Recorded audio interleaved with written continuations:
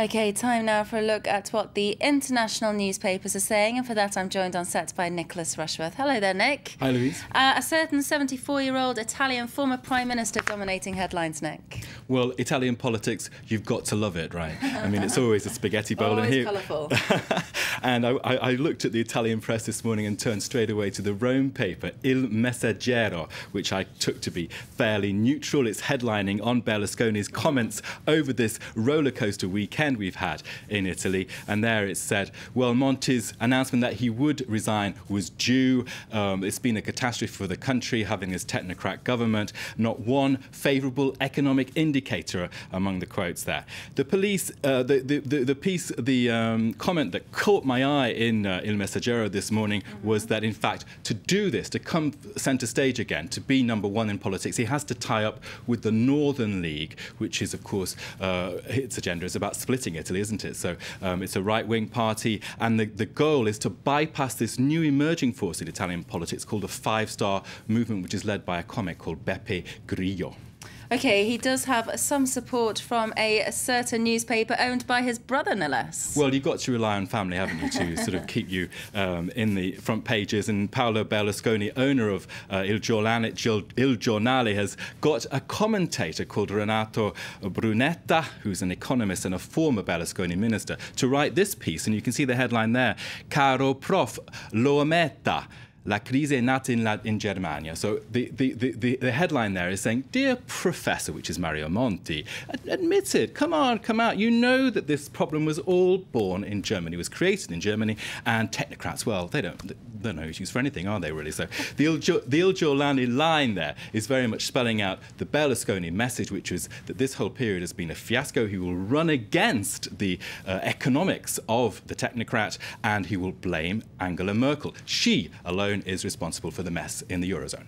OK, looking now to Venezuela, and we've got some news on Venezuelan President Hugo Chavez. Well, of course, there's this constant concern about his health, and that's on the front pages of all the Venezuelan papers. This one in Noticias 24 is talking about consternation at the national level about his decision now to undergo new cancer surgery, and he's gone as far as naming his successor, who will be the Foreign Minister Nicolas Maduro. And the paper there is pointing out that this is the first time that he has suggested he will not be able to see out his term in office. The story is all over the world papers, including in The Guardian in the UK, and it's describing this as an alarming new episode in Venezuelan politics. It says, well, what's happening here is that there's too much uncertainty.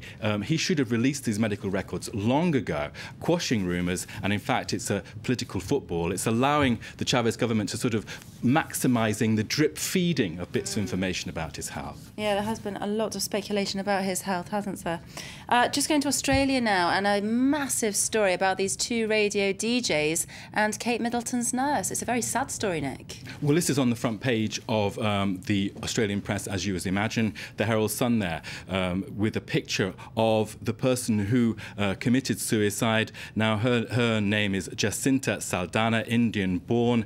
Her son and daughter are there with her. Now, also in the Australian press, a comment piece in The Age that caught my eye, and there you can see the headline, "No one is laughing now." Now, the quote that struck me there is that our connected world, this whole radio prank from Sydney in Australia to London, this connected world, the connectedness we have, is disconnecting us in stealthy increments from kindness and from civility. So, of course, that whole problem about what they did, of course they never expected that prank to backfire. Another comment in that piece is that these two Australian DJs were caught in a radio ratings war. They were doing high fives just for 5 seconds of airtime, really, and that it was all just a lark for them. Of course, those two DJs have been speaking out. They've given interviews to the press in Australia. There you can see them obviously very clearly upset about the events of the last few days. That's right. It's the first time they've spoken out about it since the death of the nurse, isn't it?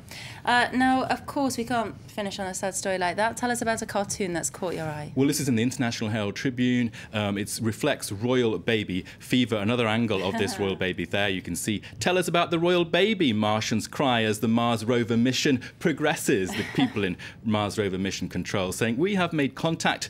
Tell us about the royal baby. Well, there'll be plenty about that royal baby, I'm sure, coming up. But in the meantime, thank you very much, Nick. Nicholas Rushworth there with our International Press Review.